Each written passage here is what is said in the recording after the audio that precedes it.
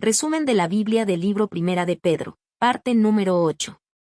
Gozo en medio del sufrimiento. Capítulo 4, versículo 12 al 19. Introducción. El sufrimiento tiene una manera particular de irrumpir en nuestra vida. No pide permiso, no avisa con anticipación, y muchas veces llega en momentos en los que menos lo esperamos. Interrumpe nuestros planes. Desafía nuestras emociones. Y en ocasiones, sacude profundamente nuestra fe. Especialmente cuando estamos intentando hacer lo correcto, vivir con integridad y agradar a Dios, el dolor puede parecer confuso. Surgen preguntas inevitables.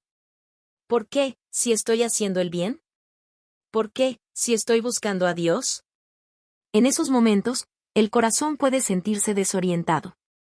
Pero en este pasaje, el apóstol Pedro nos ofrece una perspectiva completamente distinta.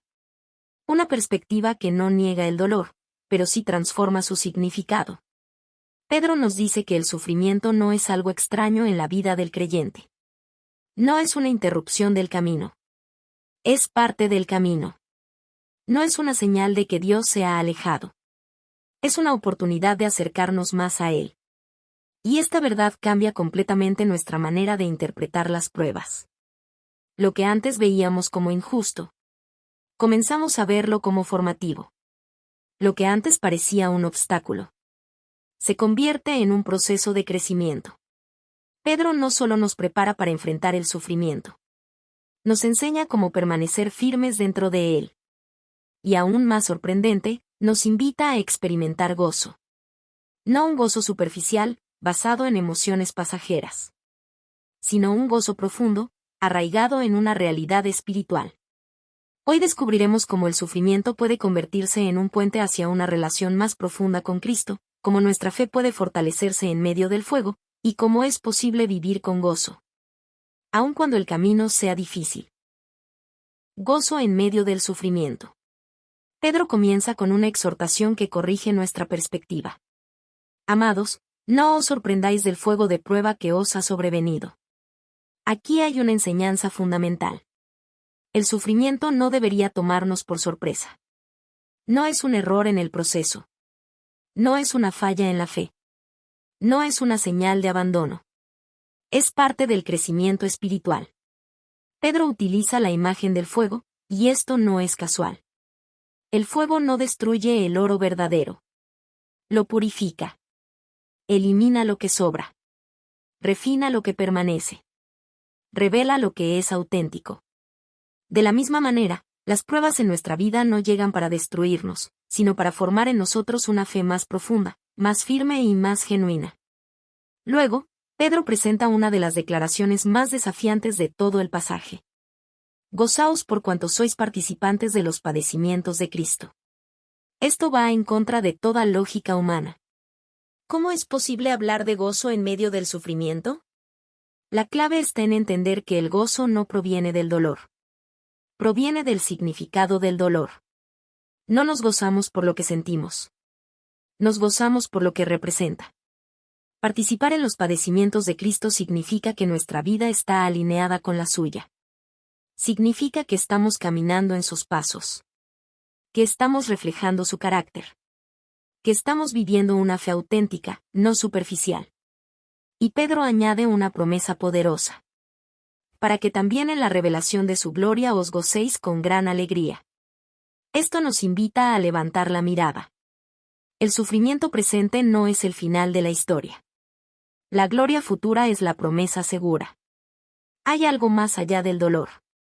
Hay algo más allá de la prueba. Y eso cambia nuestra manera de resistir. Pedro continúa diciendo: si sois vituperados por el nombre de Cristo, sois bienaventurados. Esto significa que, cuando el sufrimiento viene como resultado de nuestra fidelidad, hay una bendición especial en ello. ¿Y cuál es esa bendición? El Espíritu de gloria y de Dios reposa sobre vosotros. Esto es profundamente poderoso. En medio del rechazo, hay presencia. En medio del dolor, hay cercanía. En medio de la prueba, hay respaldo divino. Dios no se aleja en el sufrimiento. Se hace aún más presente. Sin embargo, Pedro hace una aclaración importante. No todo sufrimiento tiene el mismo origen. Él distingue claramente entre sufrir por hacer el mal y sufrir por hacer el bien. El sufrimiento que tiene valor eterno es aquel que viene como consecuencia de vivir conforme a Dios. Y cuando ese es el caso, Pedro nos dice algo clave. No te avergüences. Glorifica a Dios en medio de esa situación. Esto transforma completamente nuestra respuesta.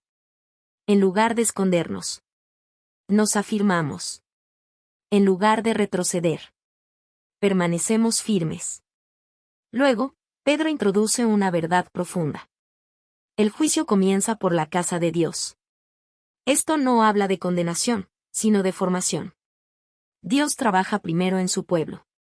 Refina, corrige, fortalece. Las pruebas no son evidencia de rechazo. Son evidencia de que Dios está obrando. Y esto nos lleva a una perspectiva más seria. Si este proceso es necesario para los que creen, ¿cuánto más para quienes viven lejos de Dios? Esto nos recuerda que la vida cristiana no es superficial. Es un proceso real, profundo, transformador. Finalmente, Pedro concluye con una instrucción práctica y poderosa.